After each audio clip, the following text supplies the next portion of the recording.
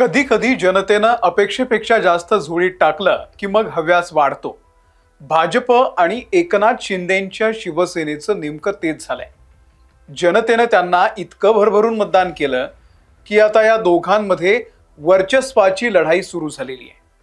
येत्या काळामध्ये मुंबई महानगरपालिकेमध्ये काही वेगळी गणितं तुम्हाला दिसली तर आश्चर्य वाटू देऊ नका, कारण चर्चा आहे ती भाजप आणि ठाकरेंच्या शिवसेनेच्या युतीची. ऐकायला थोडं अशक्य वाटतं, पण जर गेल्या 5 वर्षातल्या राजकारणावरती महाराष्ट्रातल्या तुम्ही नजर टाकली तर या महाराष्ट्रामध्ये आता काहीही शक्य नाही हे पटतं. त्यामुळे ही युती अशक्य अजिबात नाही आहे, कारण शिंदे जरा वेगळ्या मूडमध्ये आहेत.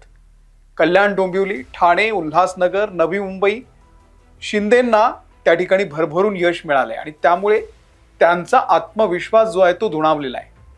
आणि याच आत्मविश्वासातून शिंदे भाजपशी लढतायत. त्याच भाजपशी ज्या भाजपनं शिंदे सेनेला जन्म दिल्याचं बोललं जात आहे. भाजप काय करू शकते याची पूर्ण कल्पना असतानाही शिंदे भाजपला हलक्यात का घेताय हा प्रश्न आहे.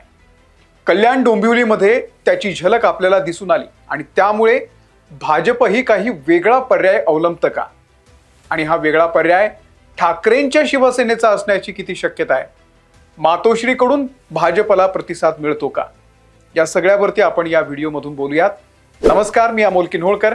आपण पाहत आहात महाराष्ट्र टाइम्स ऑनलाईन. ज्या मुंबई महानगरपालिकेवरती आपली सत्ता असावी यासाठी भाजपनं सर्व यंत्रणा कामाला लावली.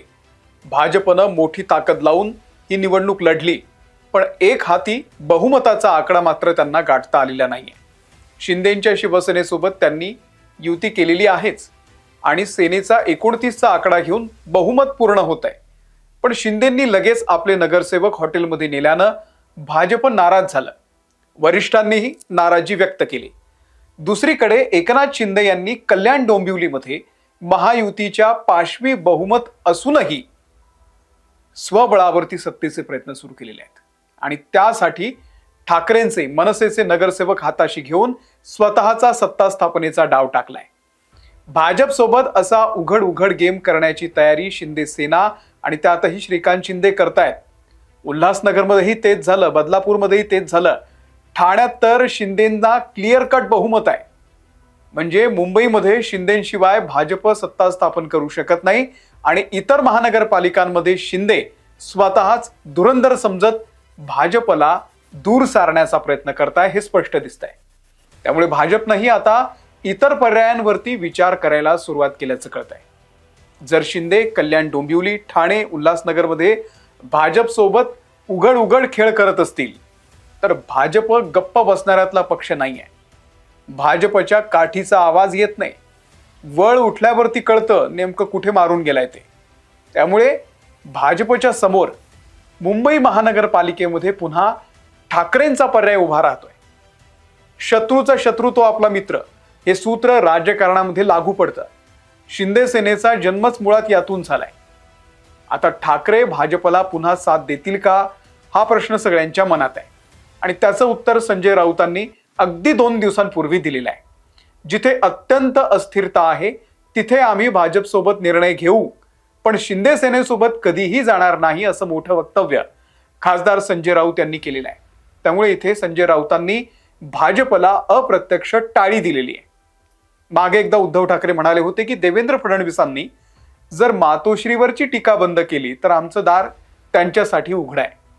आता त्यावरती फडणवीस म्हणाले होते की आपण कधीही मातोश्रीवरती टीका केलेली नाहीये. उद्धव ठाकरेंनी देवाच्या मनात असेल तर आमचा महापौर हे एक वाक्य बोलल्यानंतर राजकीय भूकंप आला. त्यामुळे देव म्हणजे कोण, देवाभाऊ तर नाही ना, अशी चर्चा सुरू झाली. शिवाय भाजपला अजित पवारांसोबत राजकीय तडजोड करावी लागतेच आहे. एवढी टीका होऊनही भाजप अजित पवारांसोबत युती करू शकते, तर इथे उद्धव ठाकरेंची शिवसेना त्यांचा नैसर्गिक मित्र आहे. हिंदुत्वाच्या मुद्द्यावरती भाजप ठाकरेंच्या शिवसेनेसोबत जाणं कधीही पसंत करेल. आता एवढं भरभरून बहुमत मिळालेलं आहे सर्वच महानगरपालिकांमध्ये भाजप शिंदे सेना या महायुतीला, पण त्यांच्यातली जी दरी आहे ती स्पष्ट दिसते. एकनाथ शिंदे भाजपला दूर करून सत्ता स्थापनेसाठी नवीन मित्र शोधताय, पर्यायांची चाचपणी करताय. युती म्हणून एकत्र लढले, पण विजयानंतर दोघेही एकमेकांचा गेम करायला बसलेले आहेत.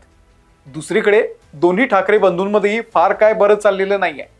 निकालानंतर 4च दिवसात राज ठाकरे शिंदेसोबत कल्याण डोंबिवलीमध्ये संसार थाटतायत आणि त्यामुळे उद्धव ठाकरे नाराज आहेत. उद्धव ठाकरेंनाही फार काळ विरोधात बसून चालणार नाहीये.